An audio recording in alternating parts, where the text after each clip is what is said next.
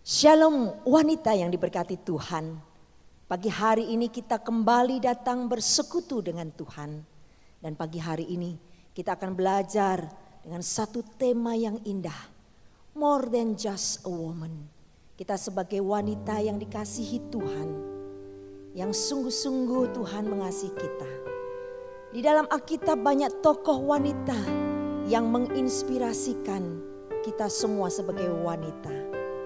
Di mana mereka mempunyai sifat atau karakter yang baik dan melakukan hal-hal yang berguna, terpuji dan memberkati banyak orang. Maukah kita juga sebagai wanita menginspirasikan banyak wanita yang lain, mempunyai karakter yang baik dan melakukan hal-hal yang berguna buat orang lain. Mari saya undang untuk bangkit berdiri semuanya. Dan kita angkat satu pujian, hanya dekat dengan Allah saja hatiku tenang. Karena dialah yang menyertai kita. Hanya dekat dengan Allah saja ada kekuatan yang baru. Dialah pelindungku, keselamatanku. Aku ingin selalu bersekutu denganmu. Hanya dekat Allahku, rasa tenang. Kau sertai jalanku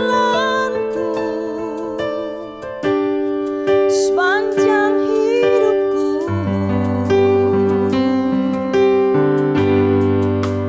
Hanya dekat padamu ada kekuatan baru. Kaulah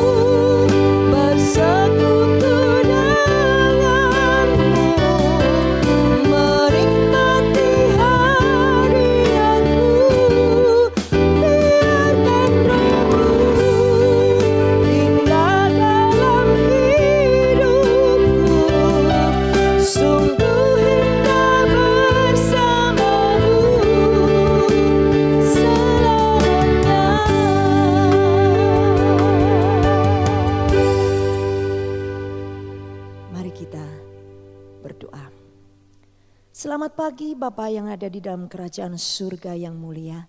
Terima kasih Tuhan untuk setiap nafas yang Tuhan berikan kepada setiap kami. Kami bersyukur Tuhan izinkan waktu ini untuk bersekutu dengan Engkau Tuhan. Satu anugerah yang luar biasa. Oleh karena itu Tuhan, dengan rasa syukur kami boleh datang bersekutu dengan Engkau ya Tuhan. Sekali lagi Engkau urapi setiap kami, persiapkan hati kami untuk memuji dan menyembah Engkau. Terlebih mendengarkan kebenaran firman-Mu Tuhan. Ajar kami untuk duduk diam mendengar suara Tuhan. Dan kami taat dan setia melakukannya Tuhan. Sebagai wanita yang Engkau kasihi ya Bapa, biarlah Engkau pakai setiap kami untuk menjadi kemuliaan kepanjangan tangan-Mu Tuhan. Menyampaikan kabar Injil yang indah kepada setiap orang di luar sana, di dalam keluarga kami, di lingkungan kami Tuhan. Kami siap Tuhan, kami siap. Dengar seruan doa kami yang kami naikkan hanya di dalam nama Yesus Kristus. Amin. Ku ingin selalu bersekutu denganmu. Sambil mempersiapkan pujian, sambil mempersiapkan kebenaran firman Tuhan. Ku ingin selalu bersekutu denganmu, menikmati hadiratmu, biarkan Roh-Mu tinggal dalam hidupku. Sungguh indah bersamamu selamanya.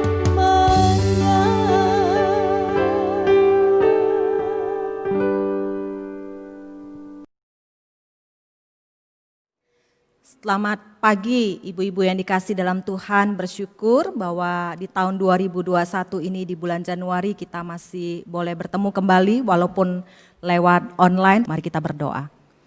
Tuhan, kami datang kepadamu pada pagi hari ini Tuhan. Kami rindu untuk diajar oleh kebenaran firman Tuhan. Karena kami tahu Tuhan, firman-Mu itulah yang menguatkan kami, firman-Mu itulah yang mengubah akan hidup kami. Tuhan, kami menyerahkan firman-Mu yang akan kami pelajari bersama-sama pada pagi hari ini. Allah Roh Kudus yang boleh menolong setiap kami. Dalam nama Tuhan Yesus kami berdoa, kami bersyukur kepadamu. Amin. Ibu-ibu, tema pada pagi hari ini adalah More Than Just a Woman. Kita akan membuka bagian dari firman Tuhan dari Amsal 31 ayat 10 sampai 31, tetapi kita tidak akan membaca semua. Saya hanya ingin mengajak kita membaca dari ayat ke-10 hingga ayat yang ke-12 saja. Amsal 31 ayat yang ke-10 sampai yang ke-12 berbunyi demikian. Istri yang cakap, siapakah akan mendapatkannya? Ia lebih berharga daripada permata.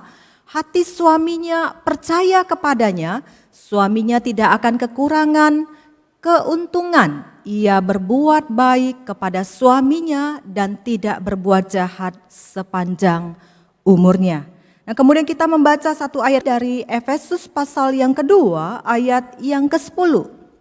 Karena kita ini buatan Allah diciptakan dalam Kristus Yesus untuk melakukan pekerjaan baik yang dipersiapkan Allah sebelumnya, Ia mau supaya kita hidup di dalamnya. Nah, ibu-ibu yang dikasih dalam Tuhan, firman Tuhan menegaskan kepada kita bahwa kita ini diciptakan, bahwa kita ini adalah buatan Allah. Jadi artinya keberadaan kita di dunia ini bukanlah sebuah kebetulan. Setiap orang diciptakan dengan satu tujuan, dengan maksud yang sesuai dengan rencana Allah. Nah, kita bukan hidup hanya untuk menerima anugerah keselamatan saja. Kita hidup di dunia ini bukan hanya untuk menerima berkat semata, tetapi kita dipanggil hidup sesuai dengan tujuan Allah yang sudah dipersiapkan sebelumnya. Ibu-ibu yang dikasih dalam Tuhan, sebagai perempuan harus memiliki akan tujuan hidup.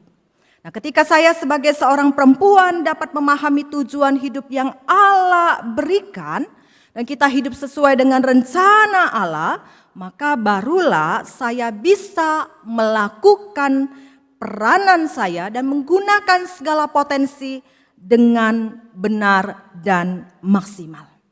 Tujuan hidup itu akan mengarahkan kita ketika kita melangkah, ketika kita mengambil keputusan demi keputusan, ketika kita hendak bertindak, ketika kita menggunakan potensi kita.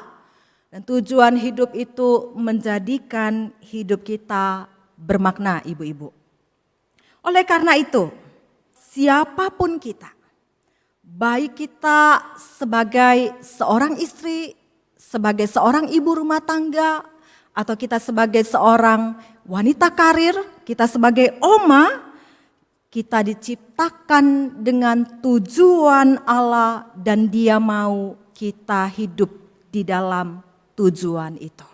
Nah, oleh karena itu ibu-ibu yang dikasih dalam Tuhan, ketika kita sebagai perempuan, kita tahu akan tujuan hidup kita, maka kita sadar bahwa hidup kita itu bukan terletak fokus kepada aktivitas belaka.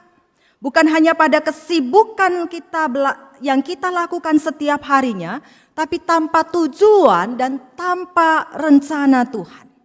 Nah, ibu-ibu, kadang-kadang kita tanpa sadar, kita menjadi orang yang bingung, yang melakukan segala sesuatu tetapi tanpa tujuan. Rick Warren mengatakan bahwa hidup yang kita jalani sepertinya begitu sibuk. Kita disibukkan dengan melakukan banyak hal, tetapi ternyata itu sesuatu yang kosong. Karena apa? Karena kita tidak pernah beranjak kemanapun. Ada banyak orang wanita dari pagi sampai malam dia bangun pagi-pagi, siapkan makanan untuk keluarganya, kemudian dia membereskan rumahnya, atau kalau dia wanita karir, kemudian dia pergi ke kantor atau ke toko. Kemudian kalau ibu rumah tangga, siang hari dia harus memasak untuk anggota keluarganya, sore hari dia harus masak kembali, membereskan rumah ini dan itu, pekerjaan segala macam yang ada di rumah dengan segala kesibukannya. Tetapi banyak wanita yang tidak tahu mengapa dia melakukan itu. Alasannya apa dia melakukan ini dan itu. Banyak orang kehilangan tujuan dan rencana Tuhan. Nah, ibu-ibu yang dikasih dalam Tuhan, ketika kita tahu akan tujuan dan rencana Tuhan, maka ketika kita melangkah, ketika kita berjalan, ketika kita mengambil keputusan dan ketika kita bertindak, kita mengerti mengapa saya melakukannya. Kehidupan yang demikian baru akan menjadi sesuatu yang maksimal dan berdampak, ibu-ibu. Dan itu nantinya akan memberikan satu dampak yang besar di mana menjadi sebuah pengaruh atau teladan yang tidak ternilai bagi anak-anaknya. Ada statement yang mengatakan warisan berarti seorang perempuan tidaklah ditentukan oleh perbuatannya tetapi ditentukan oleh tujuan hidupnya. Nah, ibu-ibu yang dikasih dalam Tuhan, Amsal 31 ayat 10 sampai 31 ini memberikan sebuah gambaran tentang seorang wanita yang hidup sesuai dengan tujuan dan rencana Tuhan, dan dia menghidupi di dalam perannya di tengah keluarganya. Dia menggunakan segala potensinya dengan benar dan maksimal. Kalau kita melihat di dalam ayat yang ke-10, di situ dia disebutkan sebagai noble woman, atau artinya wanita yang mulia, terjemahan NIV. Kalau kita lihat terjemahan baru di situ mengatakan bahwa wanita yang cakap. Kemudian terjemahan King James Version mengatakan wanita yang luhur. Nah, ibu-ibu, kualitas seperti apakah yang dimiliki oleh wanita ini? Mari kita lihat bersama-sama yang pertama. Yang pertama, kalau kita lihat di sini, Amsal ini menggambarkan wanita ini adalah seorang wanita biasa. Dia sama seperti wanita yang lainnya. Dia seorang istri, seorang ibu, dan dia juga seorang wanita karir. Akan tetapi dia memiliki sebuah kualitas yang membedakan dirinya dari wanita lainnya. Kualitas seperti apa yang dia miliki? Yaitu kualitas seorang wanita yang memiliki kebijaksanaan atau memiliki hikmat. Dan ini digambarkan lewat tindakannya, lewat sikapnya di dalam ayat yang ke-11 sampai ayat yang ke-12. Di situ menunjukkan bagaimana dengan bijaksana dia mengatur dan membuat keputusan-keputusan penting. Dalam rumah tangganya dia mendapatkan kepercayaan penuh dari suaminya. Bahkan di situ dia mengelola keuangan dengan baik. Dikatakan bahwa suaminya tidak kekurangan apa-apa karena wanita ini tahu akan kebutuhan suaminya. Nah, sebagai istri yang bijaksana dia tahu apa yang mesti dia lakukan. Semua yang dilakukan, baik perkataan dan tindakannya itu adalah untuk mendukung, membangun, mendorong dan meneguhkan suaminya. Wanita seperti ini dikatakan dia membawa keuntungan, membawa sesuatu yang baik bagi suaminya. Kemudian di dalam ayat yang 13 sampai ayat yang ke-27, mari kita buka Alkitab kita kembali yang tadi mungkin kita sudah tutup. Kita lihat ayat 13 sampai ayat yang ke-27 ibu-ibu. Di situ kita akan melihat daftar dari perbuatan sang istri yang bijaksana ini. Bagaimana dia mengisi hari-harinya, setiap minggunya, dan setiap bulannya. Di dalam ayat yang ke-13 dan yang ke-14 itu dia melakukan peranannya sebagai seorang ibu dan sebagai wanita karir.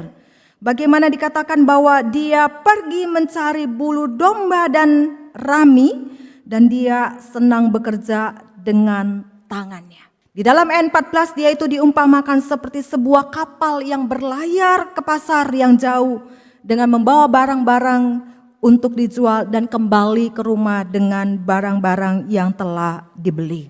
Kemudian di dalam ayat yang ke-15 kita lihat di situ bagaimana dia bangun pagi-pagi, dia menyiapkan makanan untuk anggota keluarganya dan kemudian dia mengatur pekerjaan bagi para pelayannya.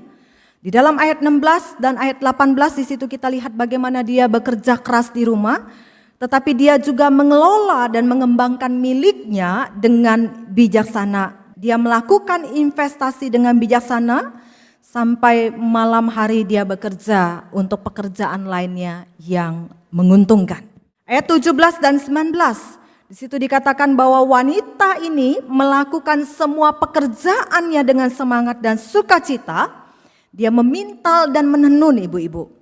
Kita tahu bahwa memintal dan menenun itu butuh waktu yang tidak sebentar, tetapi memakan waktu yang cukup lama. Tetapi wanita ini, dia melakukannya tanpa mengeluh, tanpa mengomel, tanpa menuntut apapun kepada suaminya. Kemudian di dalam ayat yang ke-20 kita akan melihat sesuatu yang lebih menarik lagi ibu-ibu. Bagaimana kebijaksanaannya itu tampak bahwa meskipun dia sibuk dengan urusan rumah tangganya, sibuk sebagai wanita karir, tetapi perempuan ini dia tidak lupa untuk peduli dengan keperluan orang lain. Wanita ini jelas dia bukan seseorang yang pelit atau dia mementingkan diri sendiri, dia hanya menumpuk kekayaan untuk dirinya dan keluarganya, tetapi kita melihat bahwa dia memiliki belas kasihan kepada orang-orang yang kekurangan. Di dalam ayat yang ke-21 kemudian kita lihat. Di situ digambarkan bagaimana wanita ini melakukan antisipasi untuk keluarganya. Dan contoh yang diberikan di sini adalah persiapan baju musim dingin untuk menghadapi winter. Nah, kemudian di dalam ayat yang ke-22 di situ digambarkan bahwa kemampuan dan kegiatan dan investasi yang bijaksana itu memberikan hasil kepada wanita itu dan dia menikmati hasilnya. Kemudian di dalam ayat yang ke-24 digambarkan bahwa dia membuat pakaian-pakaian untuk keluarganya dan kemudian juga untuk dijual, melakukan segala pekerjaan yang baik untuk menambah pemasukan. Ayat yang ke-25 dia tidak khawatir tentang hari esok. Karena apa? karena dia telah mempersiapkan rencana ke depan dengan baik. Ayat yang ke-26, tutur kata wanita ini selalu bijaksana dan membangun dan membangkitkan iman anggota keluarganya. Ayat 27, dia mengawasi segala perbuatan rumah tangganya dan dia tidak ada waktu ibu-ibu untuk bermalas-malasan atau kumpul bersama dengan ibu-ibu lain untuk gosip. Karena apa? Karena dia tahu ada banyak hal yang harus dia lakukan. Ibu-ibu yang dikasih dalam Tuhan, pada akhirnya kalau kita lihat di situ. Di dalam ayat yang ke-28 dan ayat yang ke-29 ibu-ibu. Wanita bijaksana ini dengan sendirinya menerima pujian tertinggi dari suaminya. Dan anak-anaknya memanggil dia berbahagia. Suaminya dan anak-anaknya yang merasakan dampak dari keberadaan seorang istri, seorang ibu yang bijaksana ini. Nah saudara, mungkin kita berpikir bahwa kita nggak sama dengan wanita ini. Kita tidak memiliki potensi yang begitu besar yang seperti yang dimiliki oleh wanita ini. Saudara, jelas sekali kalau kita lihat di dalam Amsal 31 ini, penekanannya bukan bicara pada soal properti yang dibeli, uang yang berhasil diinvestasikan atau bisnis yang dilakukan oleh wanita ini ibu-ibu, bukan itu.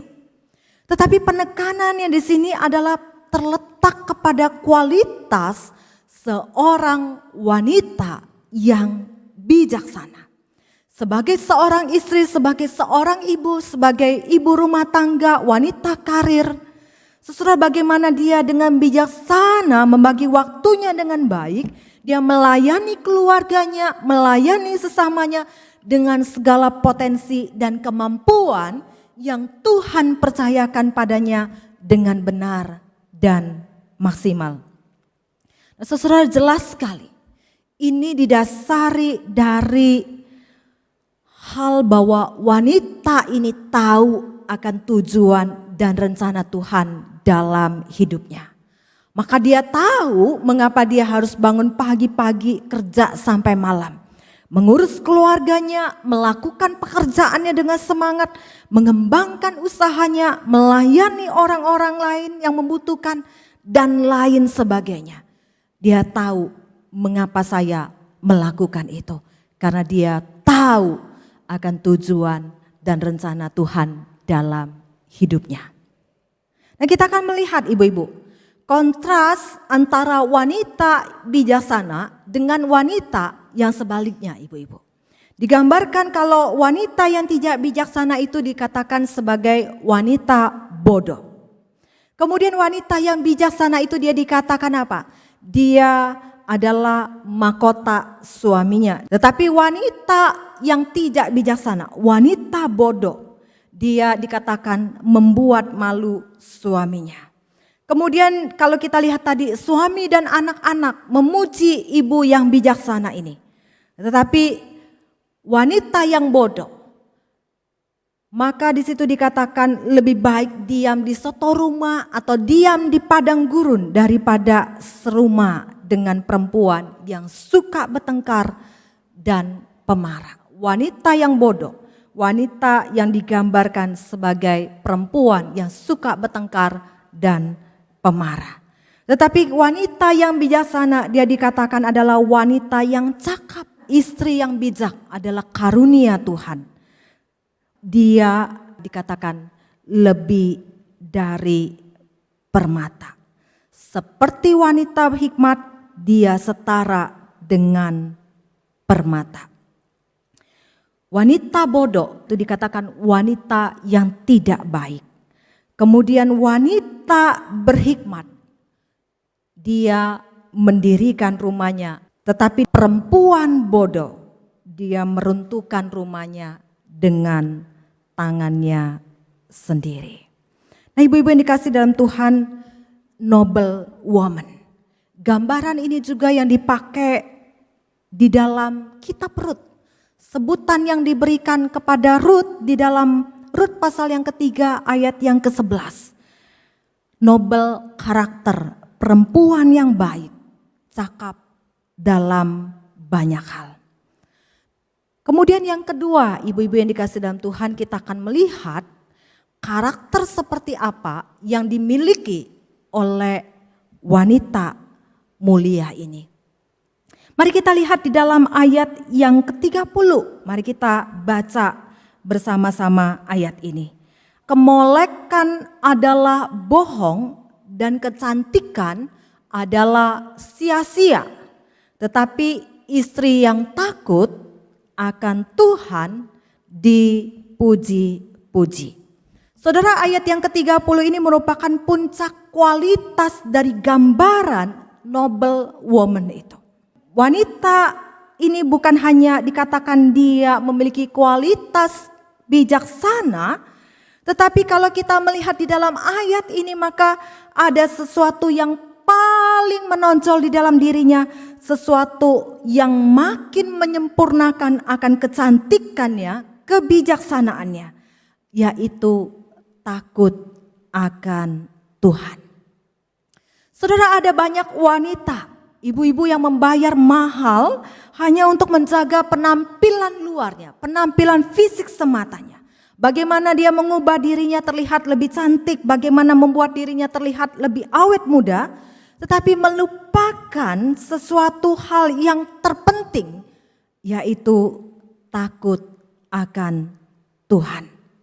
Ibu-ibu, seorang penafsir mengatakan bahwa kemolekan, penampilan luar itu dapat menipu atau menyembunyikan kepribadian buruk seseorang. Dan kecantikan itu tidak berarti kalau tidak disertai dengan kesalehan hidup, yaitu takut akan Tuhan. Ibu-ibu, ayat ini tidak berarti bahwa noble woman itu adalah seseorang wanita yang tidak peduli dengan penampilannya atau seorang wanita yang jelek, tidak. Tetapi di sini secara sederhananya penulis kitab Amsal ini sedang mengkontraskan sesuatu yang tidak berharga, yang tidak bernilai itu, yaitu penampilan luar dengan apa yang benar-benar penting dan berharga dan bernilai, yaitu takut akan Tuhan. Nah, ibu-ibu, mana yang paling penting bagi kita selama ini? Saudara, terlihat jelas sekali bahwa dari hidup wanita bijaksana yang takut akan Tuhan ini, semua tujuan hidupnya didasari pada takut akan Tuhan. Dan ini menjadikan tujuan hidup yang utama bagi dirinya. Kalau kita melihat semua yang dia lakukan, ketika dia berkata-kata, ketika dia berbuat sesuatu, bertindak sesuatu, dia berpikir, dia mengambil keputusan demi keputusan, dia melayani keluarganya, semuanya itu didasari dari hati yang takut akan Tuhan. Bahkan kebijaksanaan yang dia miliki itu didasari dari hidup yang takut akan Tuhan. Amsal 1 ayat 7 mengatakan bahwa permulaan hikmat adalah takut akan Tuhan. Kita lihat wanita ini, dia setia kepada suaminya. Dia melakukan sesuatu yang baik bagi suaminya. Dia mengasihi keluarganya. Dia melayani dengan kasih. Dia tidak mementingkan dirinya sendiri. Dia peduli kepada orang-orang yang kekurangan. Dia bukan hanya melakukan sesuatu, menyediakan segala sesuatu keperluan bagi anggota keluarganya saja. Tetapi kita lihat dia juga mengajar kebenaran Allah dengan tutur kata yang membangun dan meneguhkan iman anggota keluarganya. Bahkan kalau kita melihat semua yang dilakukan oleh ibu ini memberikan teladan hidup bagi anak-anaknya. Nah, ibu-ibu yang dikasih dalam Tuhan, kualitas inilah yang membedakan dirinya dengan wanita yang lainnya sehingga dia disebut sebagai noble woman. Saudara, kita harus menjadikan takut akan Tuhan sebagai tujuan hidup yang utama. Kalau tidak, ibu-ibu, maka ketika kita menghadapi masalah hidup, kita menjadi wanita yang mudah menyerah, kita menjadi wanita yang mudah mengeluh, putus asa, pesimis, dan hidup kita tidak akan pernah maksimal. Kita tidak bisa berdampak dan kita tidak bisa jadi teladan bagi anak-anak kita. Saudara, mungkin kita berpikir bahwa kita nggak akan bisa sama seperti wanita ini.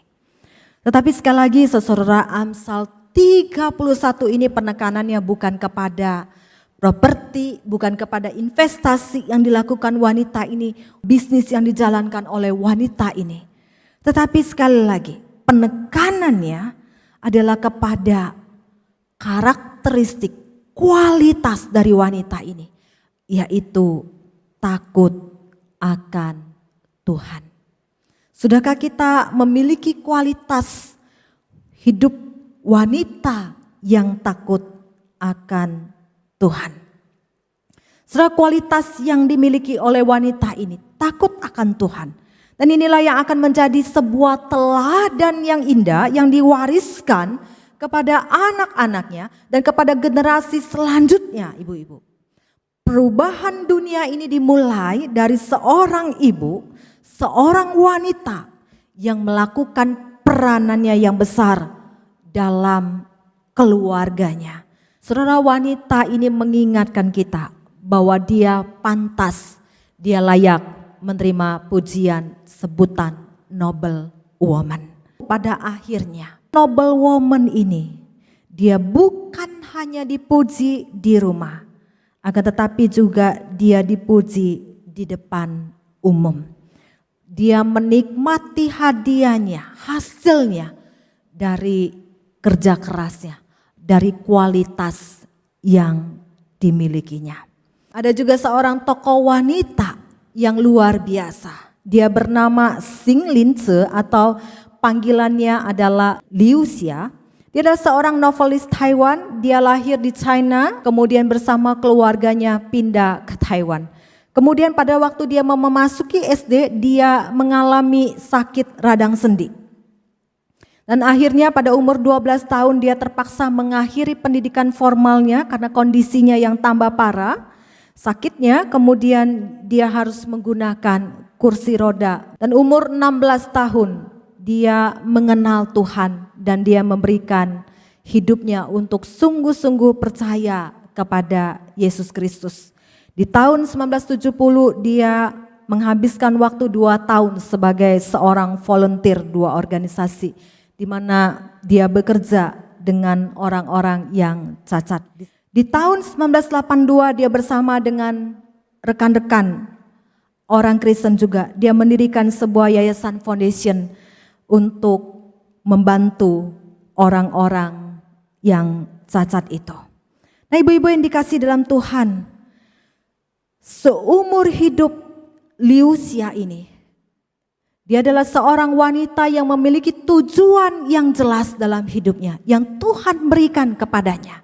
Meskipun dia tidak menikah, meskipun dia di dalam kondisi yang terbatas itu, tetapi dia memberikan dampak yang begitu besar, yang begitu luas. Dengan kebijaksanaannya, dengan hikmat yang Tuhan berikan kepadanya, mendirikan yayasan foundation itu untuk menolong orang-orang yang cacat. Dia meninggalkan dunia ini dengan sebuah dampak yang luas, yang memberikan sukacita kepada orang-orang yang cacat. Ibu-ibu yang dikasih dalam Tuhan, bagaimana setiap diri kita masing-masing? Sudahkah kita sebagai seorang wanita, sebagai seorang perempuan yang memahami akan tujuan dan rencana Tuhan di dalam hidup kita, sehingga selama hidup yang kita sudah jalani ini, kita betul-betul dapat menggunakan segala potensi kita, kemampuan kita dengan benar dan maksimal. Ibu-ibu yang dikasih dalam Tuhan, memasuki tahun 2021 ini, biar ini menjadi sebuah pendorong bagi kita untuk kita mengejar kualitas yang sama seperti yang dimiliki oleh gambaran wanita dalam Amsal 31 tadi. Kualitas wanita yang bijaksana dan kualitas wanita yang hidupnya takut akan Tuhan. Tuhan mau pakai kita, wanita yang biasa, yang sama seperti dengan wanita-wanita lainnya. Tapi Tuhan mau pakai kita untuk menggenapkan rencananya yang luar biasa itu lewat kehidupan setiap kita. Tuhan memberkati setiap kita, mari kita berdoa. Tuhan, kami datang kepadamu, Tuhan, kami bersyukur untuk firman-Mu yang sudah kami dengar. Tuhan, biarlah kami terus diingatkan sebagai perempuan yang Tuhan tempatkan kami. Biarlah kami boleh menjadi wanita-wanita yang memiliki kualitas yang berkenan di dalam Tuhan. Kami memiliki tujuan hidup yang benar, Tuhan. Dan biarlah Tuhan, untuk Tuhan pakai menggenapkan rencana Tuhan bagi keluarga kami. Dan itu akan menjadi berdampak luas bagi orang-orang di sekeliling kami. Tuhan, terima kasih. Pakailah kami, Tuhan, para ibu-ibu anggota GKY BSD ini. Dalam nama Tuhan Yesus kami berdoa, amin. Para wanita yang dikasih Tuhan, saatnya kita memberikan persembahan yang terbaik buat Tuhan melalui QR Code yang di sebelah kanan saya.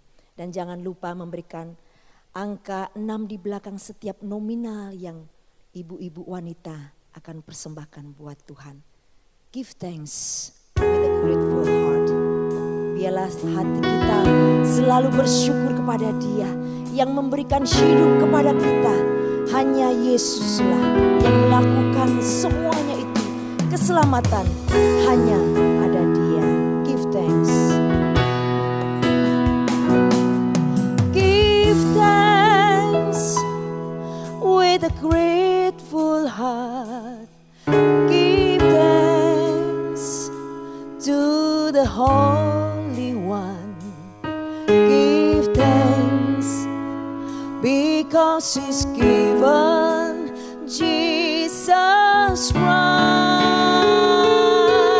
His Son. Give thanks with a grateful heart. Give thanks to the Holy One. Give thanks because He's given Jesus Christ.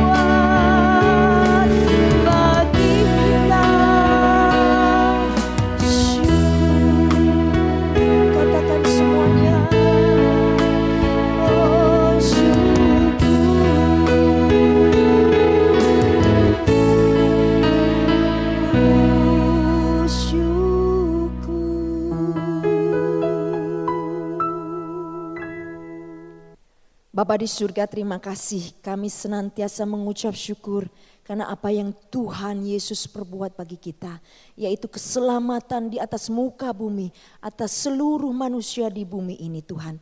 Terima kasih Tuhan, hanya melalui Yesus saja ada satu-satunya jalan keselamatan. Oleh karena itu Tuhan, kami bersyukur, dan bersyukur.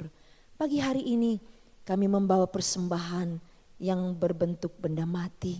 Kami percaya Tuhan Engkau terus memakai persembahan ini yang sungguh-sungguh asalnya daripada Engkau. Oleh karena Tuhan, benda yang mati ini Engkau ubah menjadi sesuatu yang hidup, yang berguna untuk kemuliaan kerajaan-Mu. Terima kasih Engkau berkati setiap tangan yang sudah memberikan persembahan dengan hati bersyukur. Engkau berkati dengan berlimpah-limpah dan Engkau memberikan kesehatan, Engkau memberikan sukacita, satu kekeluargaan yang luar biasa di dalam hidup kami sebagai wanita. Terima kasih Tuhan, terima kasih. Dengar seruan doa kami yang kami naikkan hanya di dalam nama Yesus Kristus. Amin.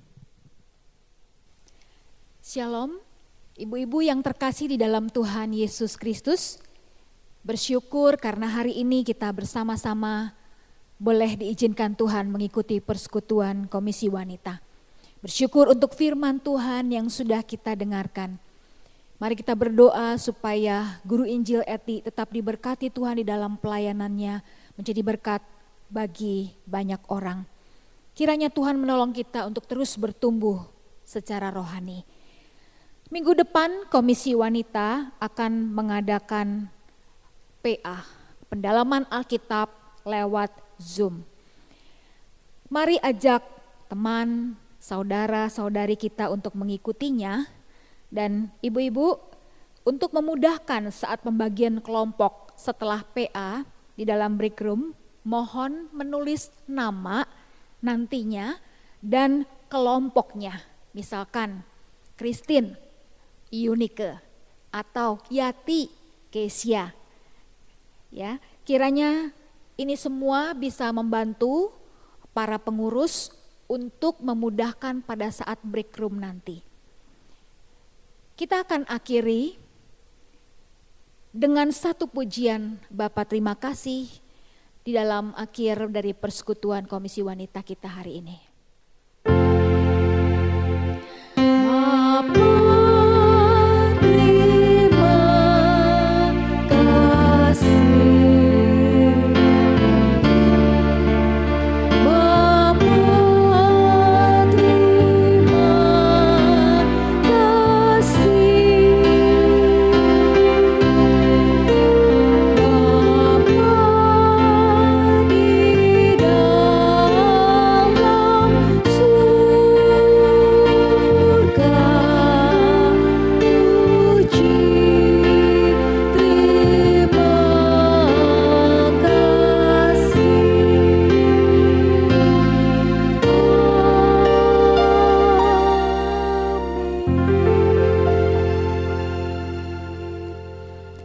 Bapa kami di dalam surga, puji dan syukur kami naikkan kepadamu Tuhan.